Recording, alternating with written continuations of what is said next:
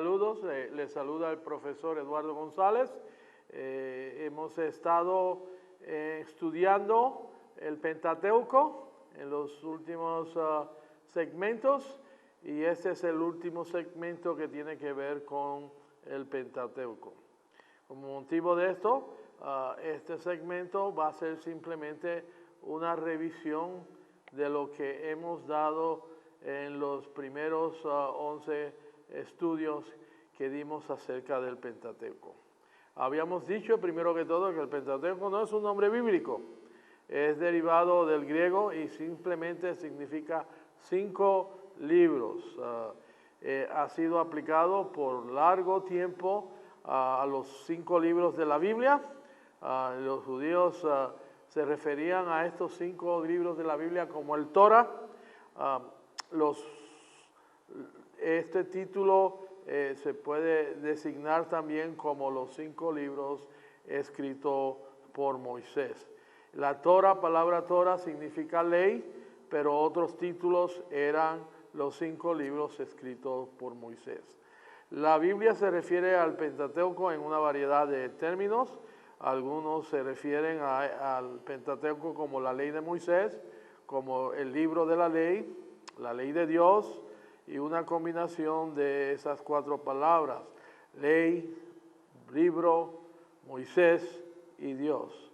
Así que donde quiera que aparecía en el Antiguo Testamento, la ley de Moisés, el libro de la ley de Moisés, el libro de Dios de la ley de Moisés. De esta manera aparecía este libro identificado en diferentes ocasiones, en diferentes lugares de la Biblia.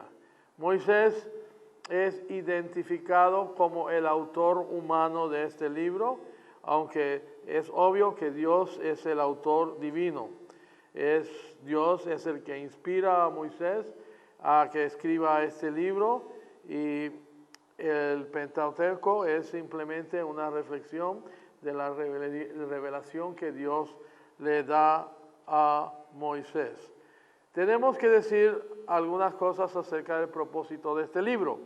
Este libro, el Pentateuco, como lo quiero llamar los primeros 5 libros de la Biblia, que yo llamo el libro del Pentateuco, es un retrato de la historia de Israel, el desarrollo de la teocracia.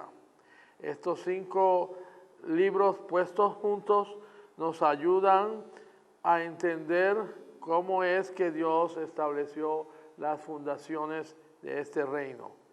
Cada cosa en el Pentateuco que vamos a ver está designado con este propósito: el darnos la historia de cómo Dios estableció la teocracia dentro del pueblo de Israel.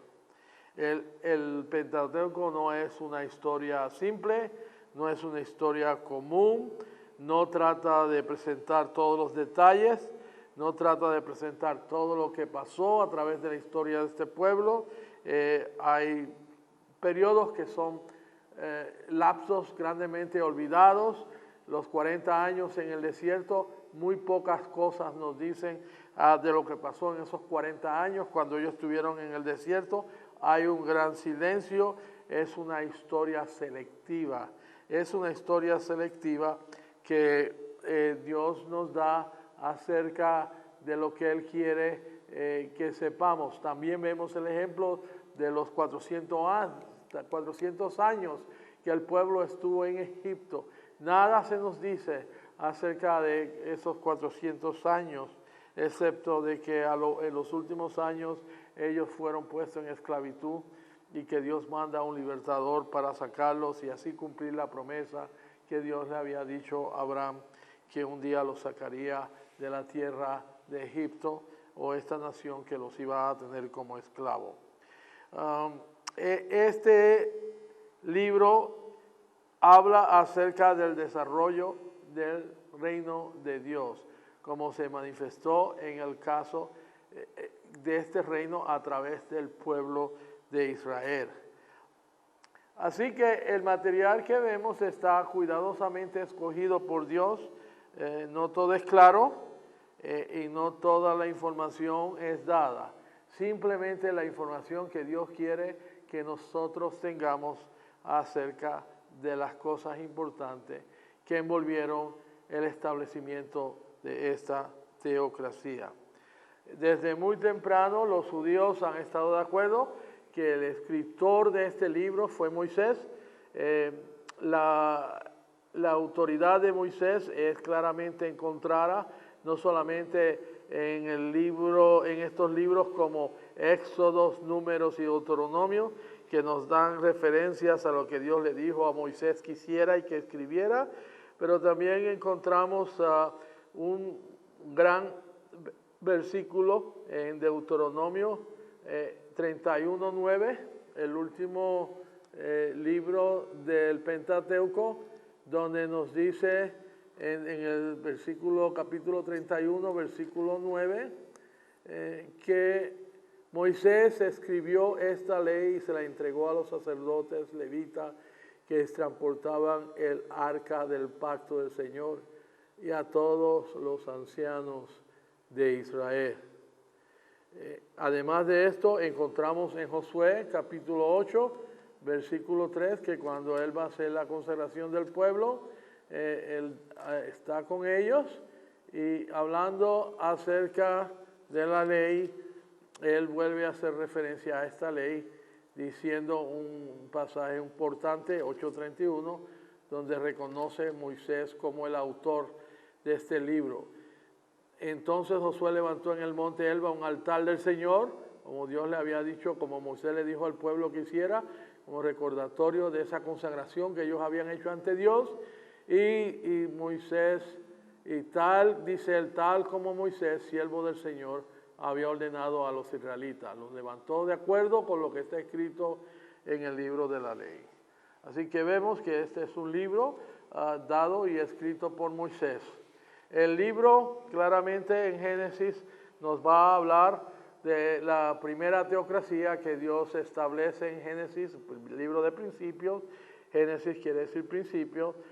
Nos va a hablar acerca de su teocracia con Adán en la creación y cómo esa teocracia queda comprometida con la caída y el pecado, y finalmente cómo esa teocracia que supuestamente se debía haber seguido por la línea de Seth queda totalmente comprometida y Dios manda un juicio destruyendo a todas las naciones de la tierra por medio de un diluvio y solamente salvando a una familia, la familia de Noé. Eso lo encontramos en los primeros 11 capítulos y más adelante continuamos entonces con la promesa de una nueva teocracia. No habían pasado ya 3 generaciones de Noé cuando ya en Babilonia se levantan hombres a establecer lo que se llamó la torre, donde iban a encontrar a Dios, y Dios les manda confusión, división de lenguas, y por consiguiente Dios decide que esta vez, en vez de él regar con toda la gente, va a sacar una persona, y de esa persona y por medio de esa persona va a establecer un reino en el cual él va a traer bendición.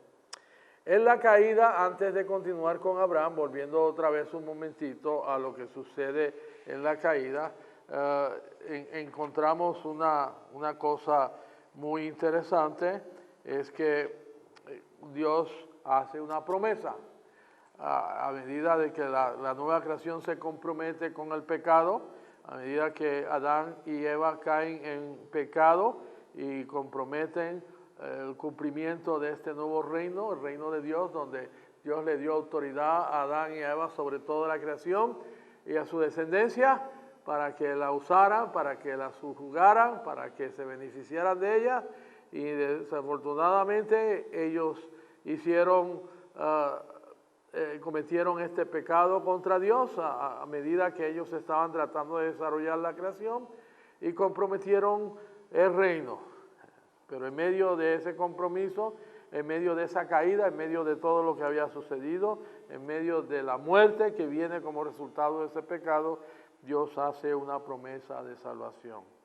Dios hace una promesa en que Él va a poner amistad entre el hombre y la mujer, y de la mujer iba a salir un hombre un día que iba a hacer guerra con Satanás y lo iba a destruir, le iba a dar el golpe de muerte. Y ese hombre es nada menos que el Señor Jesucristo, que se va a cumplir en el Nuevo Testamento, y viene el cumplimiento con el Señor Jesucristo.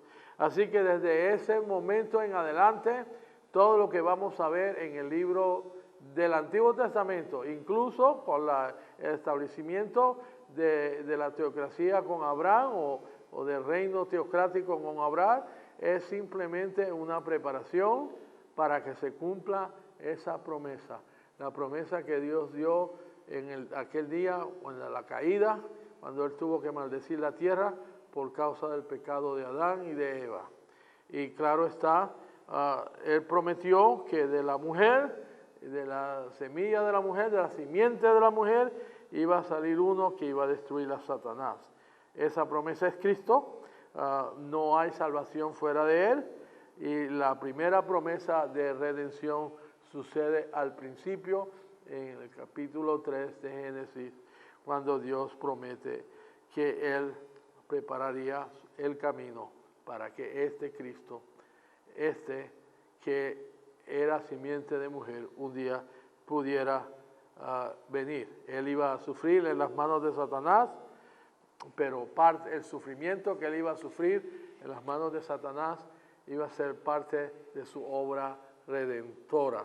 El haber ido a la cruz, el haber sido mandado a la cruz, lo cual supuestamente era un trabajo satánico detrás de esta gente. Satanás no sabía que haciendo esto, Jesucristo iba a traer redención al mundo. Pero con el crecimiento del pecado, a medida que el pecado crece, crece también la destrucción, crece también la mala voluntad, crecen los asesinatos, crece un ambiente donde es imposible ya vivir. La gente no piensa continuamente más que hacer el mal, así que Dios manda un diluvio y destruye la creación conocida. Pero inmediatamente después que Noé sale a la nueva tierra, 2 o 3 generaciones, como dije anteriormente, encontramos que el pueblo otra vez se encuentra pecando contra Dios, tratando de encontrar a Dios, tratando de hacer un nuevo, encontrar a Dios, llegar a ser como Dios, llegar a ser tan poderosos como Dios, y Dios tiene que confundirlos y transformar sus lenguas para que así no tenga que destruirlos.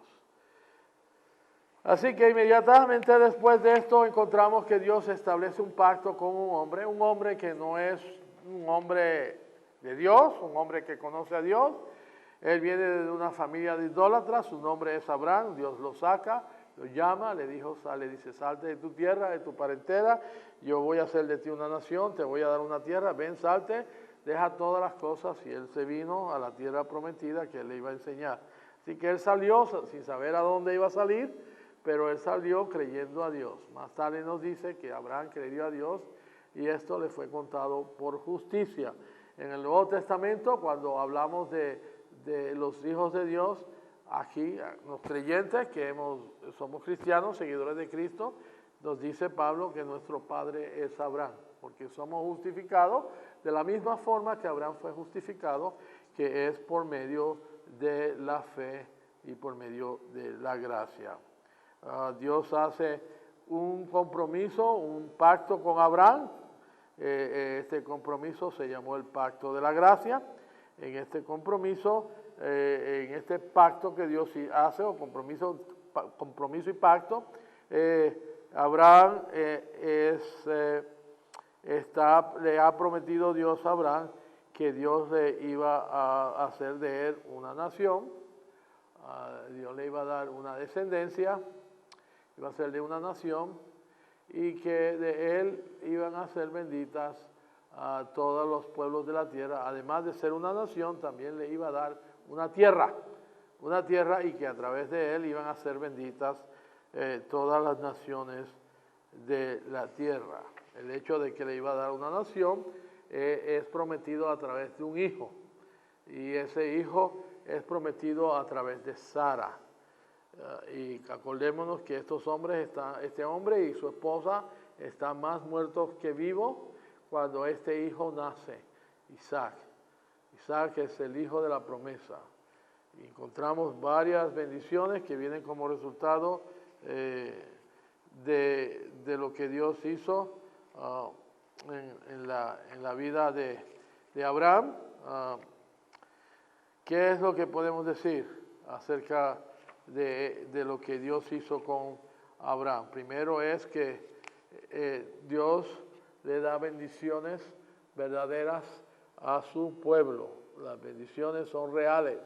Cuando Dios promete bendiciones, estas bendiciones Dios las da. Pero también nos enseña que estas bendiciones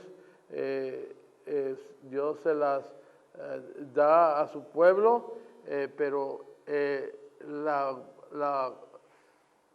lección que debemos aprender es que las bendiciones son recibidas por fe. Tenemos que creer a Dios, ¿verdad? Tenemos que creer lo que Dios dijo.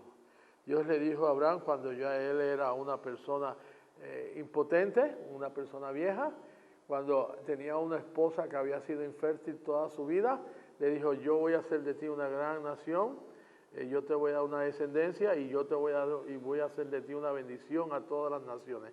Por medio de ti todas las naciones van a ser benditas. Y Abraham, humanamente hablando, no tenía por qué creerle a Dios. Él estaba viejo, su esposa nunca había tenido un hijo y nunca había sido fértil. Así que ¿por qué él iba a creerle a Dios? Pero la Biblia nos dice que él creyó a Dios y recibió la bendición. Las bendiciones son recibidas por fe. Tenemos que creer lo que Dios nos dice. También otra cosa que entendemos de este reino es que en este reino hay milagros. Dios hizo el milagro de Isaac. Dios lo sacó, Dios se lo dio a Abraham, es el hijo de la promesa, y Dios lo protegió y lo cuidó. Él cargaba esa promesa con él, y por medio de él salió Jacob, que también es el escogido. Dios lo escoge como la persona que va a seguir la línea por donde va a venir el Cristo y por donde primero que todo se va a establecer el reino teocrático, y más tarde va a venir el Cristo.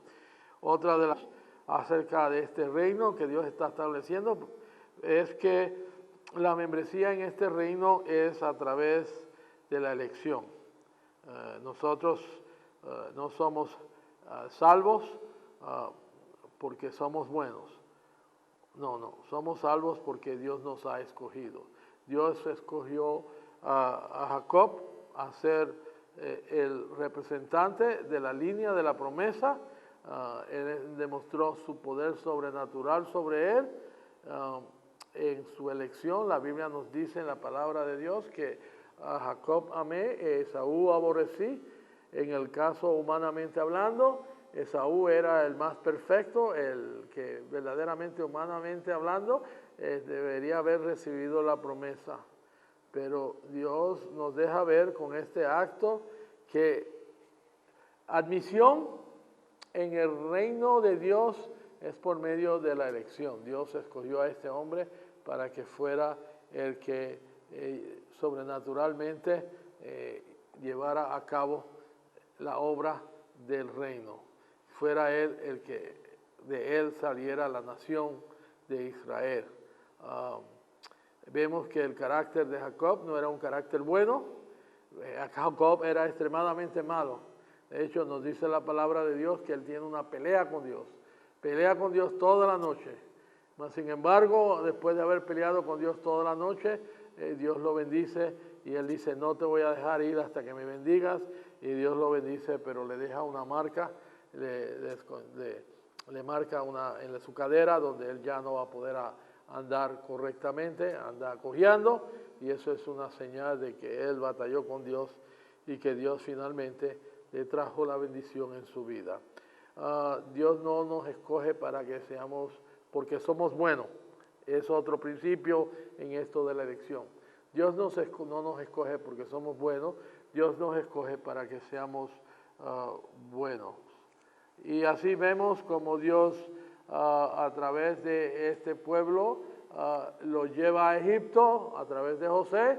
José es otro personaje bíblico y en Egipto finalmente se cumple esa promesa que Dios le dio a Abraham cuando le dijo que la nación iba a bajar a Egipto y iba a ser esclava por 400 años y luego Dios los iba a sacar de esa nación. Así que encontramos que en el libro de Éxodos continúa la saga. De hecho, el libro de Éxodos no se puede entender sin primero haber leído la narrativa de Génesis. Es la intención del libro de Éxodos. La primera parte es enseñarnos cómo Dios saca al pueblo. La palabra Éxodo quiere decir salir. Cómo Dios saca al pueblo de Egipto y cómo lo organiza como una nación. Esto sucede después de 400 años. El pueblo está esclavizado, está clamando a Dios, no tienen ninguna libertad, están construyendo pirámides, construyendo edificios, cada vez más los ataques son más fuertes contra ellos, aunque Dios le ha dado salud y el pueblo continúa a reproducirse, no importa el maltrato que le dan, aún así el faraón quiere deshacerse de ellos, quiere matar a todos los niños, el clamor es grande y de alguna manera Dios levantó a un hombre que se llamó Moisés, que había sido hijo de la hija de Faraón, que cuando supo que su identidad como israelita, cuando supo que él verdaderamente era un israelita, nos dice el Nuevo Testamento, renunció a su posición y volvió otra vez a echar su suerte con el pueblo, y después de haber matado a un egipcio, tuvo que salir huyendo y estuvo por 40 años en el desierto. Y ahí después de 40 años Dios le apareció en una zarza y lo llamó y le dijo, ven, regresa, y ven a Egipto porque vamos a sacar al pueblo, mi pueblo, yo he oído el clamor de mi pueblo y te voy a usar a ti, Moisés, para que seas el siervo que lo vas a sacar de la tierra de Egipto. Moisés entonces es el líder. Vemos entre otras cosas que el propósito del libro de Éxodo es la primera parte del cumplimiento de la promesa de hacer a los descendientes de Isaac una nación. Así que Dios los va a sacar de la mano poderosa del rey del faraón de Egipto y los va a llevar al desierto para hacerlos una nación. Vamos a ver qué sucede en esta situación. Primero que todo, habíamos dicho que la clase de servidumbre que ellos tenían era una dependencia no era simplemente una dependencia política, pero era un retrato de esclavitud, de servidumbre de la peor clase, de la clase que la persona nunca más se recupera, donde ellos son hechos perpetuamente esclavos y que nunca se pueden liberar y que eventualmente serán destruidos como pueblo. Esto tiene una implicación religiosa porque cuando salen de Egipto y Dios le da la ley, le dice, una de las razones por las cuales yo te doy la ley es para que tú sepas que yo soy el Dios que te saqué de la tierra de Egipto, de la tierra de servidumbre. Y la implicación de esto es que Dios no solamente los estaba liberando físicamente de la servidumbre, pero también había una liberación espiritual, porque es por la mano poderosa de Dios, y este pueblo, al ver lo que Dios hace, ha de creer en lo que Dios ha hecho por el pueblo. Encontramos que para redimir al pueblo, Dios levantó a un redentor, ese fue Moisés, es de muy gran importancia porque Moisés hizo un trabajo parecido como libertador y como liberador al de Cristo, uno que cuidó de la iglesia de Dios, uno que sacó al pueblo, lo traspasó al desierto, lo preparó. La Biblia dice que el pueblo creyó a Jehová y creyó en Moisés. En el Nuevo Testamento se nos compara a Moisés con Cristo y nos dice que Cristo y Moisés eran muy parecidos, ambos hicieron un trabajo muy parecido. La única diferencia es que Moisés era un siervo y Cristo es el dueño de la casa de Dios, porque Él es Dios. Así que cuando Dios se le apareció a Moisés, le dijo: yo soy el que soy, yo soy el que no cambio, yo soy aquel inmutable, aquel que hizo sus promesas y aquel que las va a cumplir. Yo soy un Dios eterno, un Dios que cuando hace un pacto lo cumple, así que yo he venido a cumplir el pacto que le hice a Abraham y que también confirmé con Isaac y con Jacob. La Biblia nos enseña que Dios saca al pueblo en el libro de Éxodo, saca al pueblo de Egipto a través de manos poderosas, por medio de milagros sobrenaturales, que son las 10 plagas, y demuestra por esta manera que Dios está con el pueblo y que por medio de estas plagas Él va a juzgar a los dioses de Egipto. Dios va a juzgar, le va a demostrar que esos son dioses inferiores, que no son dioses para nada en comparación a lo que es Él. Y cuando termina el camino de este juicio, Egipto queda totalmente en bancarrota, totalmente destruido, materialmente, emocionalmente y espiritualmente. ¿Qué principios podemos ver acerca de este evento?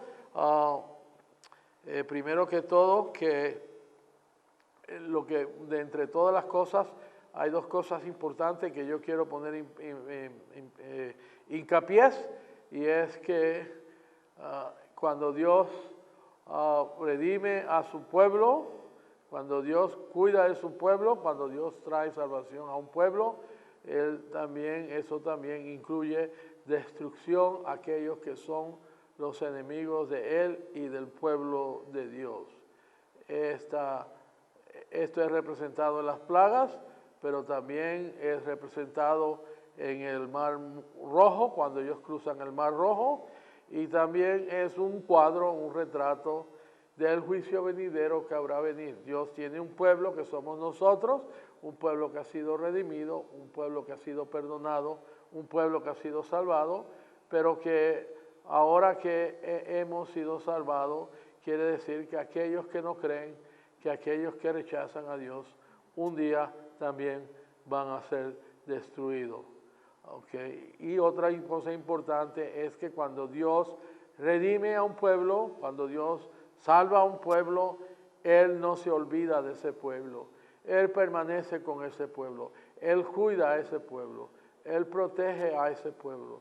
Él estuvo con el pueblo todo el tiempo, desde que salieron a Egipto hasta que entraron en la tierra prometida. Dios fue el que los mantuvo, Dios fue el que los cuidó, Dios fue el que los preparó, Dios fue el que hizo todo por ellos. Dios no se olvida del pueblo.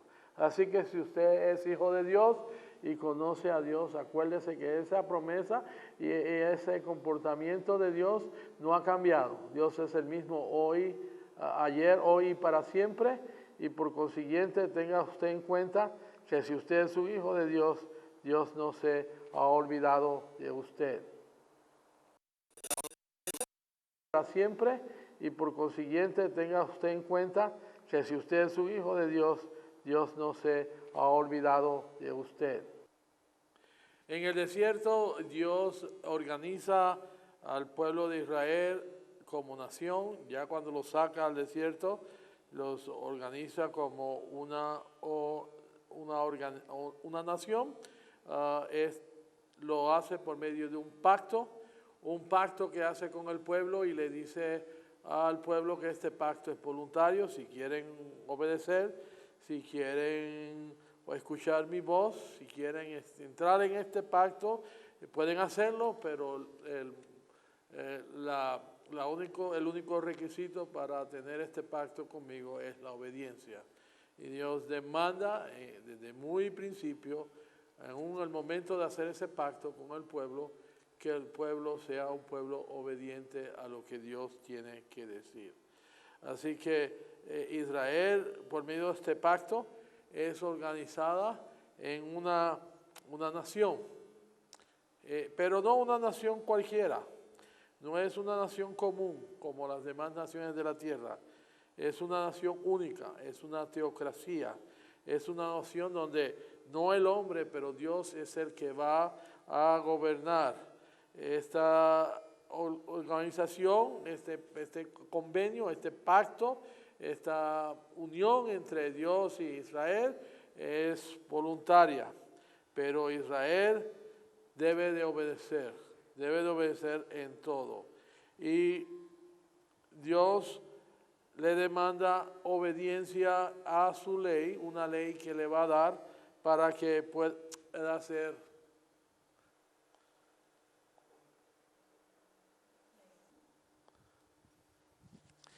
En el desierto, Dios los lleva al desierto por medio de Moisés. Cuando él habló y se le apareció a Moisés, le dijo que en ese lugar donde él se le había aparecido, que debía haber traído al pueblo, que tenía que traer al pueblo para que le sirviera. Ahí en esa montaña, en la montaña del Sinaí, en el desierto, Dios hace un pacto con Israel. Este pacto es basado en la obediencia. Dios le dice, si tú quieres entrar en esta relación conmigo, tienes que ser obediente a lo que yo tengo para ti. Israel está de acuerdo a entrar en esta relación y así se hace un pacto entre Dios e Israel. Israel escoge entrar por medio de la obediencia a un pacto. En este pacto era una clase de obediencia en el cual Dios le daba una ley y ellos tenían que obedecer esta ley, ya que Él era el Dios gobernante sobre esta nación. Él organiza a esta nación en una forma diferente. Él es una nación teocrática, es una nación donde Dios es el gobernante y no es el hombre. Es Dios el que hace las leyes y es Dios el que se las da a Israel. Entonces es también Dios el que gobierna sobre la nación. En Israel no hay distinción entre el Estado y la iglesia, ambos son idénticos ambos tienen la misma cabeza, la cual es Dios. También es ese Dios el que demanda como gobernante que Él sea adorado. Él es el que gobierna y Él es también el objeto de la adoración de Israel. Hay una comunión muy única entre el pueblo y Dios. Dios le da por medio de su revelación una ley. La ley va a estar dividida en tres partes. Va a ser la ley moral, la ley ceremonial, que es la ley de adoración, y la ley civil, la ley de cómo ellos se regulan como nación y cómo viven y cómo se aplica la ley moral a la vida de ellos y alguna falta que ellos hayan cometido. Él dice en Éxodo 20, versículo 1, cuando le va a dar esa ley, que Él es el Dios de Israel y que como Él los sacó de la tierra de servidumbre, Él les da esos mandamientos para que ellos permanezcan libres de cualquier servidumbre y para que les vaya bien sobre esta tierra. Así que estos 10 mandamientos, el propósito de estos 10 mandamientos es que ellos vivan unas vidas agradables a Dios. Los 10 mandamientos representan la esencia de la santidad de Dios y el pueblo está supuesto a obedecerlos.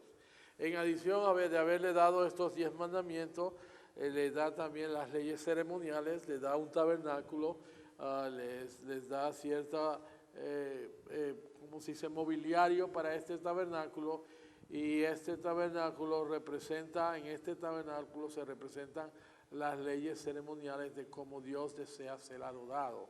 Dios no solamente da las leyes para una vida santa, pero también da leyes en cómo Él quiere que el pueblo le adore.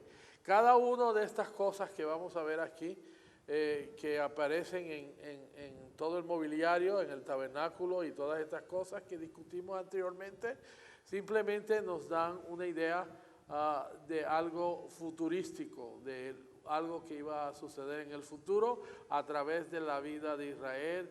Encontramos que Dios está dando ciertas pistas, ciertas sombras, ciertas, como diríamos, más que sombras, estoy buscando la palabra que en estos momentos no me llega, pero es como una variación de algo que iba a suceder en el futuro, una pista de algo que iba a venir en el futuro, un ejemplo de algo que iba a suceder en el futuro, y esto lo vemos en todas estas cosas que Dios le da a Israel para que le adore. Es simplemente nos deja ver escondido algo de la verdad de un futuro Cristo que iba a venir, que había sido parte de la promesa que Dios había dado en Génesis. No vamos a hablar mucho acerca de este mobiliario. Lo único que podemos decir es que no solamente Dios los saca, los lleva al desierto, los une como nación, pero hace un pacto con ellos como una nación, y encima de eso le da una ley para que este pueblo se gobierne y para que este pueblo viva una vida santa delante de él. Y es interesante cómo ellos, a pesar de haber tenido tanta bendición, a pesar de recibir tantas cosas de parte de Dios, tienen un comienzo muy trágico. El comienzo trágico es que mientras Moisés está buscando las leyes de Dios, porque ellos tienen temor de recibirlas ellos mismos, y usan a Moisés como un representante para que vaya a la montaña y reciba todas estas leyes, ellos acá se cansan de esperar y agarran el oro y hacen unas imágenes de los dioses que los sacaron de Egipto. Qué trágico que después de ver la mano poderosa de Dios, de ver todas las cosas que Dios les había dado, el pueblo ahora hace una imagen de un Dios que es parte de la creación y no es el Dios que está por encima de la creación. Cuando Moisés regresa, ese toro que aparece, ese becerro, es destruido, y después que Moisés hace intercesión por el pueblo es perdonado. También entendemos que además de haberle dado estas leyes, Dios también le da leyes como una nación del pacto para que como organización teocrática, como pueblo teocrática, puedan adorarlo. En estas adoraciones que le da, el propósito es para que ellos puedan vivir vidas santas delante de Dios. En las leyes de adoración que recibe, Dios le da 5 diferentes clases de sacrificio. Entre ellos está el holocausto, las ofrendas de cereal, la ofrenda de comunión, la ofrenda por el pecado y la ofrenda expiatoria. Estas eran diferentes clases de ofrenda que el pueblo tenía que hacer en su adoración a Dios. Cada una de ellas tenía un significado especial. Estos significados representaban algo de lo que había de venir. También en estas leyes de adoración encontramos algo de lo que había de venir, que se cumpliría en Jesucristo. Así que muchas veces encontramos que el libro de Levíticos es un libro ignorado, pero es un libro que es bueno, porque es un libro que nos habla de santidad, de limpieza. Es un libro que nos enseña las leyes civiles y ceremoniales que Dios da al pueblo para que el pueblo pueda servirle, además de las leyes que dieron anteriormente, las leyes morales, para que el pueblo pueda servirle a Dios en una forma santa, en una forma complaciente a Dios. También se enfatiza el comportamiento de los sacerdotes. Los sacerdotes se tenían que comportar en una forma santa delante de Dios, ya que ellos representaban a Dios ante el pueblo. Todas estas fiestas que también el pueblo tenía que hacer, además de los sacrificios, eran también una indicación de una obra redentora que iba a venir a través de Jesucristo. Este libro nos deja ver, en nuestro día, nos deja descubrir el Cristo del Nuevo Testamento. Si leemos este libro y leemos todas las cosas y todas las sombras y variaciones que están ahí escondidas, podemos ver el Cristo que habría de venir. Ahí está claramente representada en las prácticas que el pueblo de Israel estaba haciendo, que nos indicaban y nos llevaban hacia aquel hijo de la promesa que Dios había dado, que un día iba a venir a través de la mujer.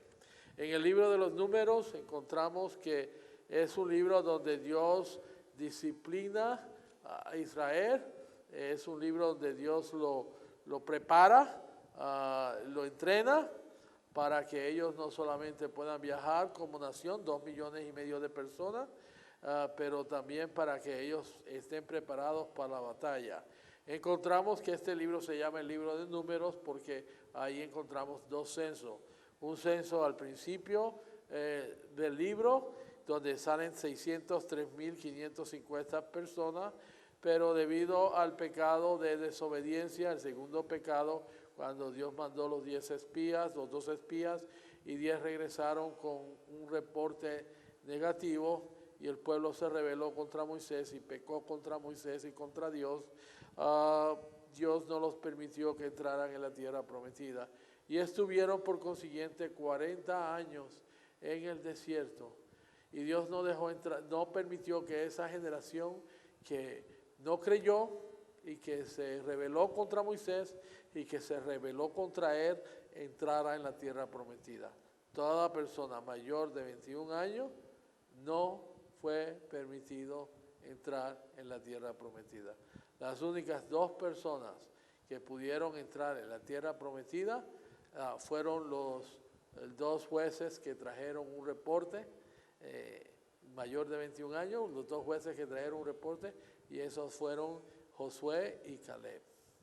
Así que por consiguiente, Dios preparó a esta gente en el libro de Números. Dios fue el que hizo el planeamiento. Dios ahora los protege durante ese tiempo que están en el desierto por 40 años. Dios los cuida, Dios los separa ante Él.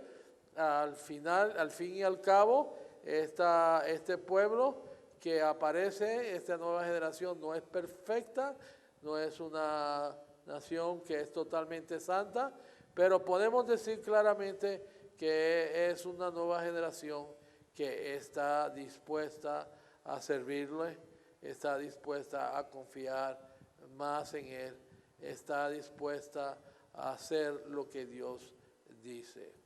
Y por consiguiente, el pueblo sigue moviéndose y a través de esto pasa a través de diferentes otros pueblos, donde son destruidos estos pueblos cuando se enfrentan a Israel, y vemos que Dios está con ellos.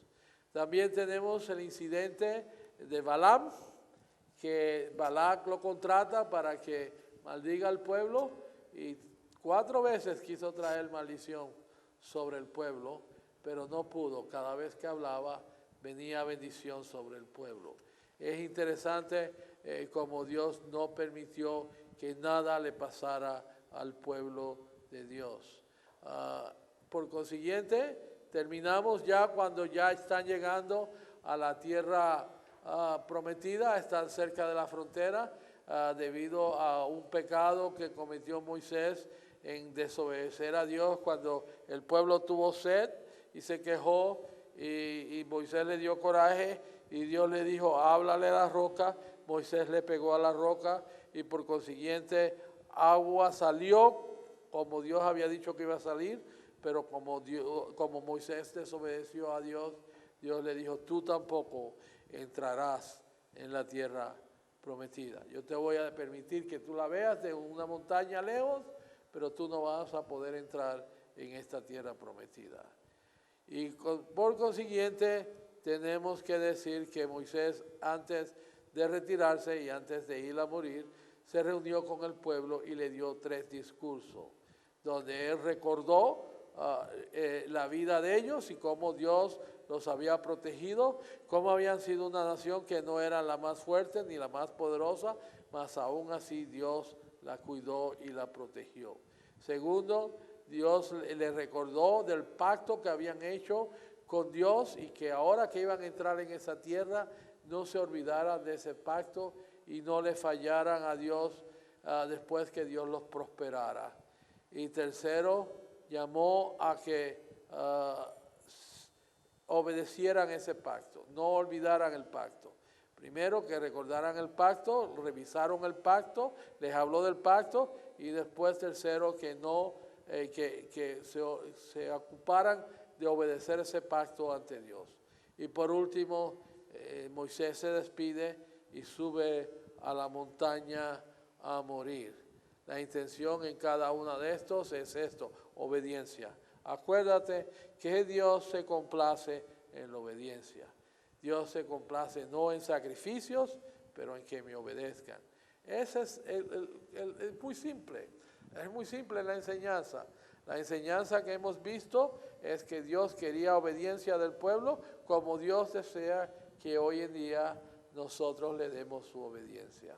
Si vamos a servirle verdaderamente, Dios nos llama a la obediencia.